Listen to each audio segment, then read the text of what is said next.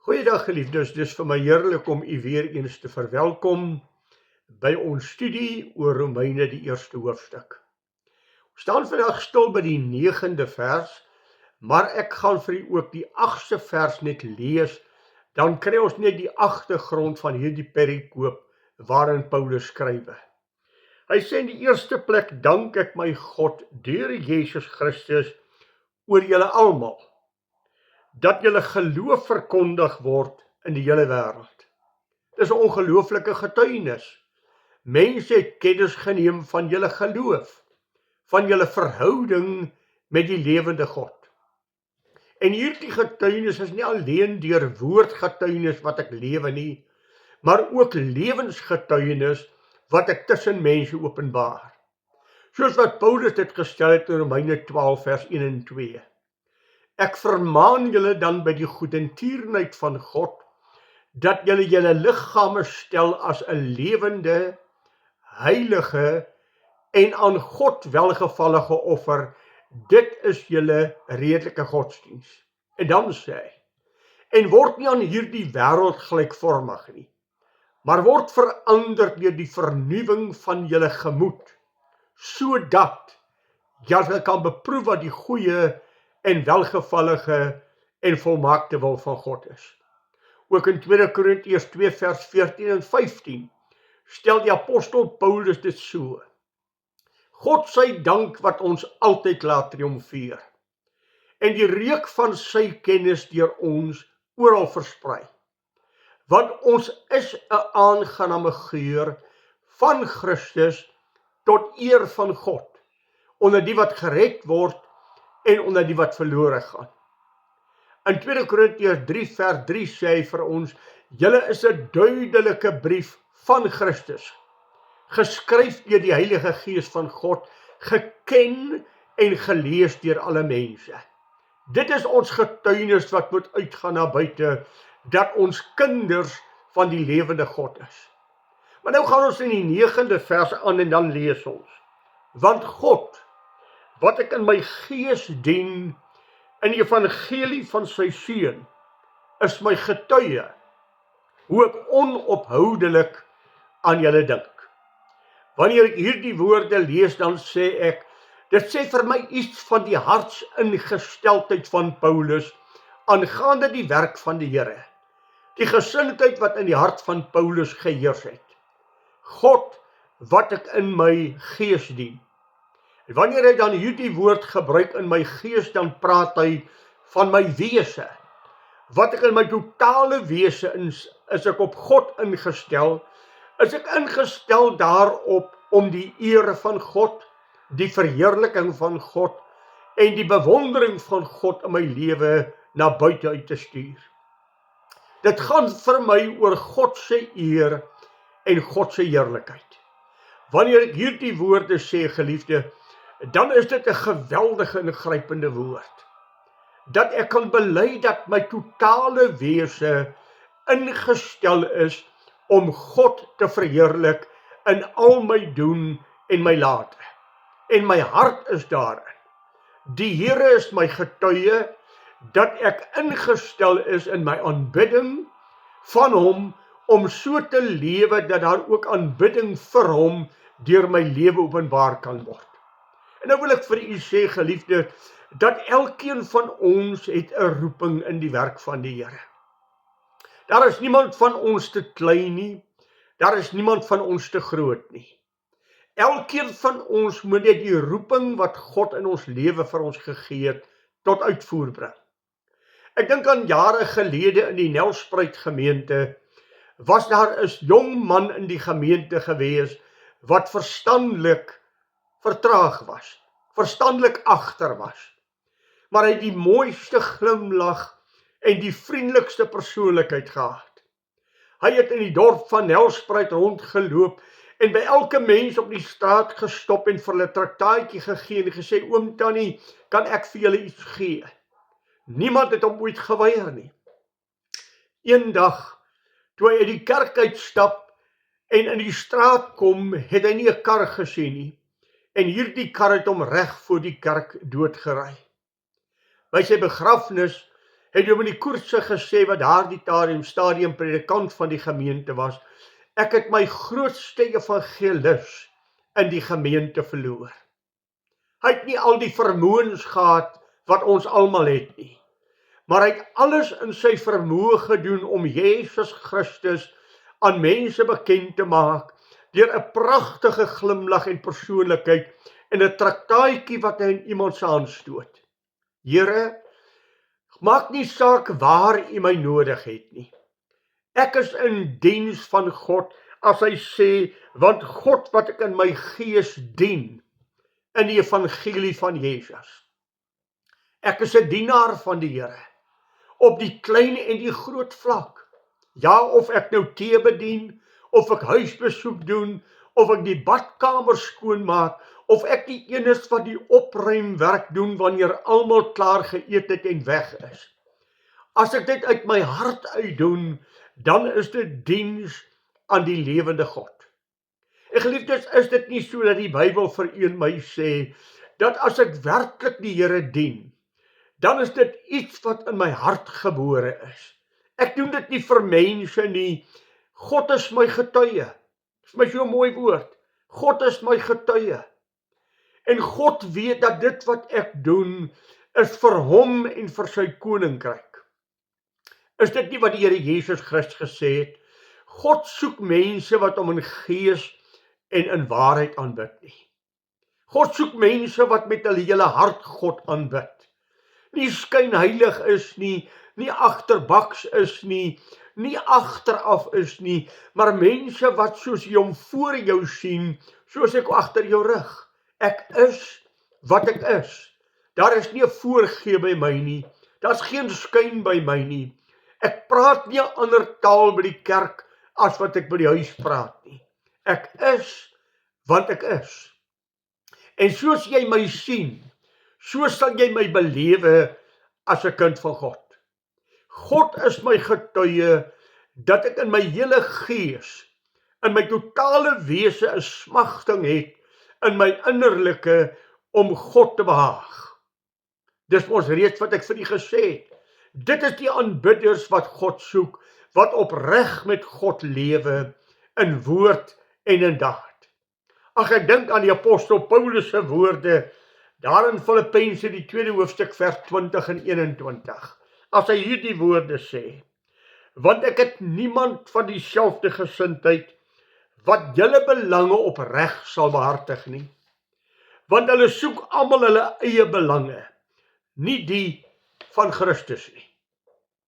Ek wonder as ek hierdie woord lees of ek vir myself kan sê, Here, die diens wat ek lewer, daar waar ek betrokke is in die werk van die Here, wil ek graag 'n Maria wees, wat die getuienis van die Here Jesus Christus ontvang, wat sy kon doen, het sy gedoen. Sy die beste, die albasterfles gebreek, en daar die kosbare diersalf op die kop van die Here Jesus uitgegooi, om 'n welriekende geur oor hom te bring. Die disippels het daaroor gestruikel.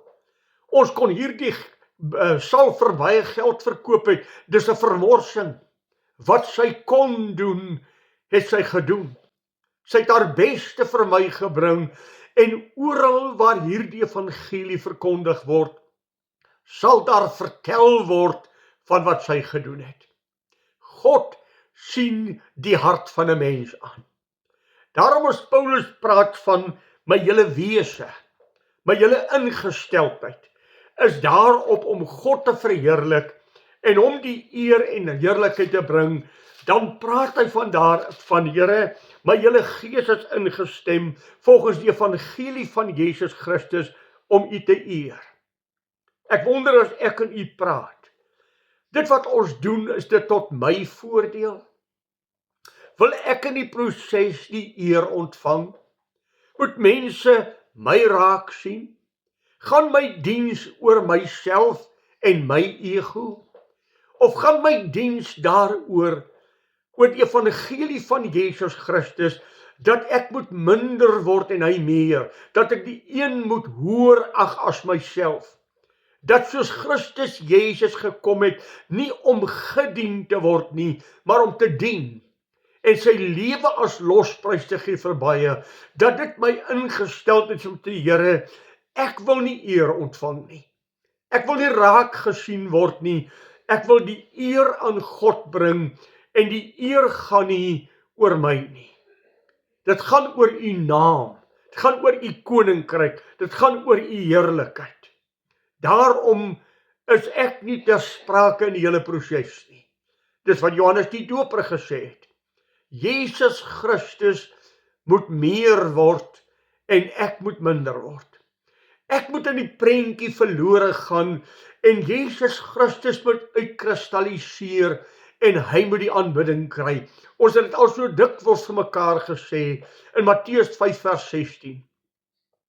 Dat julle goeie werke voor die mense sigbaar sal wees, sodat hulle God deur julle goeie werke sal sien, en God in die hemel sal verheerlik oor dit wat hulle ervaar.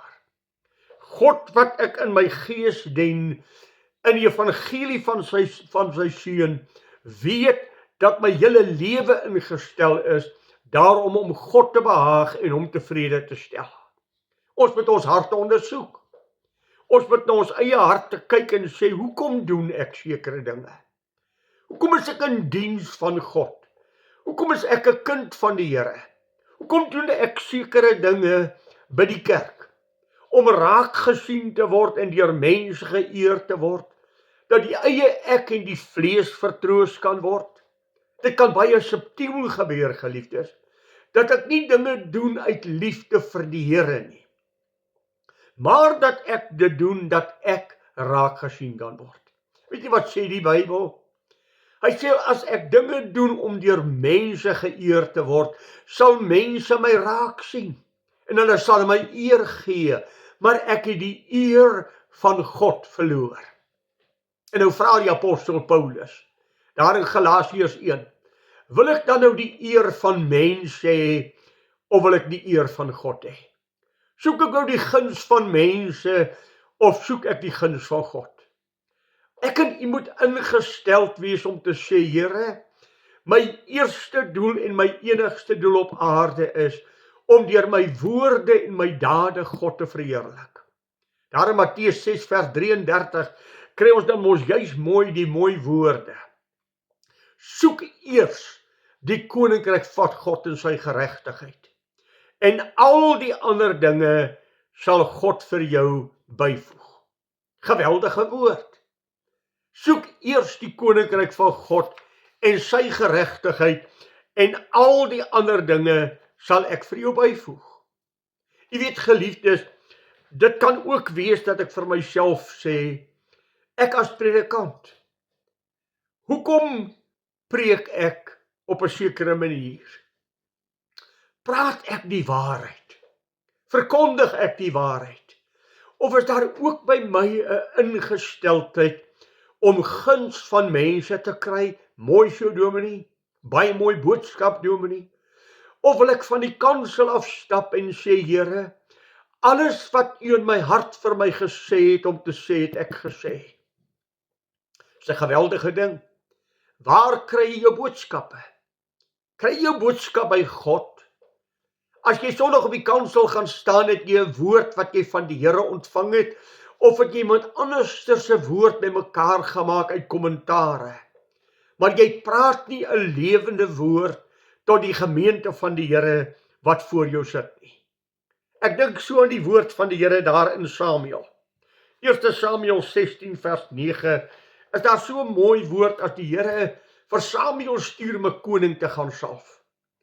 En dan kom al die seuns van Isaai voor hom verby, en elke keer het die profeet in sy hart die oortuiging, dit moet hy wees. Kyk hierdie forsige groot man, ag, hy dwing sommer respek af, dit moet hy wees. Dan sê die Here, nee Samuel, laat hy my verbygaan. Nadat almal verbygegaan het, vra Samuel, Here, nou wat nou? Isaai, het jy nog 'n seun? Ja, ek het een, maar dit is 'n klein ou seentjie, rooi wangetjies, jonk, geen ervaring nie. Hy pas maar net skapies opdoen. Hy doen die laagste werk wat moontlik gedoen kan word. Ek kan nie gaan voordat hy kom nie. Toe Samuel hierdie ou klein seentjie tussen sy forsige broers verskyn, toe kom die woord van die Here na hom toe, dit is hy, salf hom, die man wat ek geroep het na my hart. Hoor wat sê in die 7de vers. Maar die Here sê vir Samuel, kyk nie na sy voorkoms en sy hoë gestalte nie, want ek ag hom te gering. Want nie wat die mens sien, sien die God nie, want die mens aansien is voor oë, maar die Here kyk na die hart.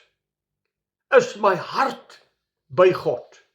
Dis wat Paulus sê, Here, my gees met my hele wese is ingestel om God te dien, God te verheerlik en God se naam groot te maak. En dat ek en u in alles wat ons doen, dan sal vra, wat sou die Here wou gehad het? Hoe sou die Here wou gehad het, moet ek optree? Wat sou die Here wou gehad het, moet ek sê? My gees is ingestem om God te verheerlik. En dan sê hy, en God is my getuie, hoe ek onophoudelik aan julle dink. Ag, is dit nie mooi ook nie? My hart is by die werk van die Here. Hoe bid ons? Bid ons net vir onsself in ons eie ou kringetjie? Of bid ek nog vir die evangelie en die uitstorting van God se evangelie en die gees oor die wêreld? Bid ek ooit nog vir siele? Bid ek vir die verlore gaande wêreld? Bid ek vir die goddeloosheid van ons land? Bid ek vir die bekering van ons regering? Of is my gebed net rondom my en my familietjie baie egosentries? Paulus sê ek verlang, onophoudelik is ek vir julle in gebed en God is my getuie daarvan dat dit so is, dat ek vir julle bid en dat ek vir julle intree. Apostel Paulus het oor homself gesê, moet asseblief tog nie ophou vir my te bid nie. Bid vir my deur die evangelie wat ek verkondig, die krag van die Heilige Gees sal dra en dat dit vrug sal dra. Ek bid dat julle dit vir my sal doen.